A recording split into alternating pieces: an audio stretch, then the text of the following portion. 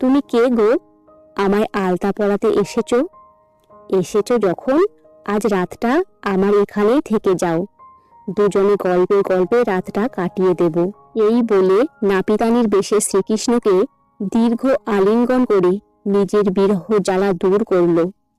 রাত্রে একই পালঙ্কে দুজনে শুয়ে আছে জড়াজড়ি করে, আর সখীরা মনে মনে ভাবছে, আমাদের আজও সখীর সঙ্গে একই বিছানায় শোবার ভাগ্য হয়নি।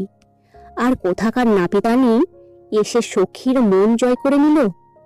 দুঃখে বেদনায় ঘরের আলো নিভিয়ে দিতে গিয়েই নজরে পড়ল রাধারানীর চরণের নিচে কৃষ্ণ নাম লেখা। সখীদের মন খুশিতে উল্লাসিত হয়ে গেল। স্বয়ং কৃষ্ণই যে নাপিতানির বেশে সখীর বাহুডোরে আবদ্ধ হয়ে আছে। কৃষ্ণের লীলা বুঝে গিয়ে আলো নেভাতে যেতেই শ্রীকৃষ্ণ বলে উঠলেন, সখী